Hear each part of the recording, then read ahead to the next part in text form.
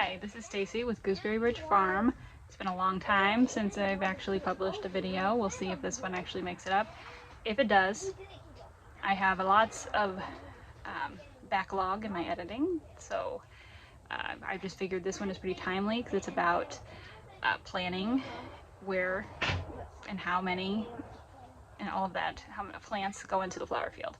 I won't get into my garden planning at all. That's totally separate and in many ways a lot less complicated and more complicated. But I'm going to show you the field real quick in a few minutes, and I'm going to show you my map. And I draw the map because I can't stand out in the field and visualize. It just helps me drawing it. Lots of people put it on a spreadsheet, but it really just helps my brain to plan the field by drawing it and writing lists old-fashioned way with pencils and paper. So I use a pretty big piece of paper. I will turn the camera around and show it to you. Okay, so this is my field map. I do use a spreadsheet to calculate how many plants per foot in a row. So like, I will show you how to do that in a minute, but my rows are 4 feet wide, and like this one is 45 feet long, and the spacing is 6 inches. So I will show you now a picture of the calculator, how it's set up. You can put in the plant. You can actually make a whole list, which I have done, but this year I'm just using it as a calculator. You can put in like Rebecca, 9-inch spacing. I need to fill 30 feet. How many plants do I need? 195. This is a 6-inch spacing row, and it will have a lot more plants. Okay, so this is the spreadsheet. I'm going to try to show you how it works. We have a drop-down menu here. We can select 6, 9, or 12-inch spacing. So now I'm going to show you the formula to figure out how many feet to fill. This is kind of complicated if you don't understand spreadsheets and all of this like I don't. Okay, so hopefully that was helpful, and let's move on. So that's how we figure out how many plants I need to plant.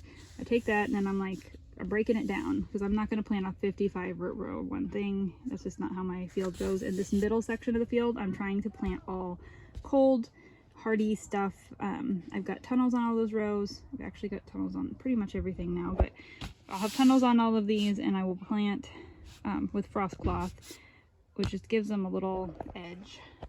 Most of these things are frost tolerant and don't really need it. But if it's like really cold, like the last couple of nights we got down to 12, so I covered my fall planted stuff, and some of it looks pretty rough anyway. This is my current setup. I'm going to try to keep the spring stuff together. This stuff will be tulips. These rows will be tulips early spring, and then after the tulips are out and we get into May, I'll be putting these zinnias and marigolds there. This section up here floods, so it will be planted last. That's part of why I did not write anything on it. I tried to organize it so I would have like herbs together, dried flowers together, summer, spring, all that kind of in sections, and it's just not working out with the layout of my field. My field's got a really funky layout. It's not just like this. But I like it that way, and it actually adds a lot to the feel. When you're out here, it makes it feel bigger and kind of blocks the neighbors.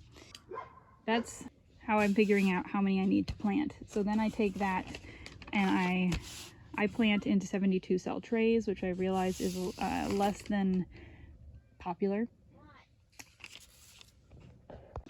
So I take my, oh god, the dog's barking. Take my thing here, and so if I need 195 straw flowers, I'm going to plant 3 72 cell trays. So I like to plant the seedlings into 72 cell trays and hopefully get full germination that way. And the reason I like to use the 72 cell trays, even though it takes up a lot more space, a lot more dirt. Hi, Teddy.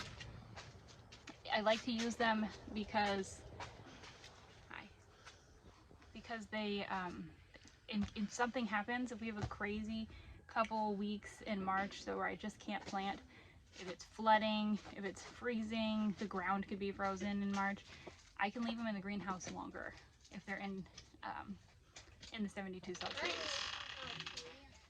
Okay, bud. Or like the first zinnia successions I plant later on, I will start in 48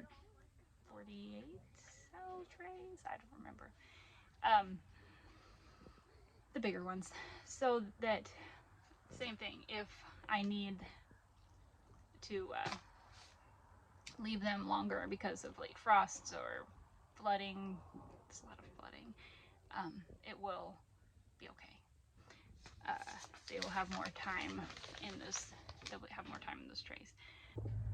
So it's looking like I'm going to plant about 30 trays here in a few days of all of those things. I'm still not sure how I'm going to do it, if I'm going to plant them directly into the trays or use the germination chamber. It'll be a surprise for everyone what I decide to do on that day. I do have another video about the germination chamber and how I was starting all the seeds. It's like kind of a love-hate thing. I really like having full trays, like without all the spaces from seeds that don't germinate. But I don't like having to move all those seedlings with toothpicks for hours and hours each day on a moment's notice. Like if you're starting seeds in the trays, you can just put the seeds in the trays and see if they sprout. Water them. You can spend a couple minutes a day dealing with them, and you can choose when you start them. With the germination chamber, you have to check them every day, and when they sprout, it's go time, and you're spending hours and hours transferring them or they die. There's a little less flexibility there. So that's why I'm questioning. I left the 3-year-old in the greenhouse, so we'll see how that goes. All right, so this is that middle part of the field that I was showing you. The 2 tunnels are the fall planted stuff. This is the perennial row. This stuff has all been through some pretty hard freezes now. Stop barking, dog. He doesn't like the cats in the field. So basically, fall planting was a complete experiment, and I'm not sure if any of it will live. So I'm starting enough to fill those rows because I have had good luck with starting my, I'm in zone 6 something. I've had good luck with starting things in late January, early February, and planting them out in late March. So I'm bumping that up just a little bit to starting in early January, planting out in early March. I think it will work. We will see. And if it does work, I should have a lot more flowers than I usually do in late May, maybe even earlier if it's warm. So we'll see. So thanks for watching. I hope this helps you to feel less overwhelmed with getting started, figuring out what to plant in your field. When it comes time to actually plant the stuff in the field, disregard it all and put it wherever you want.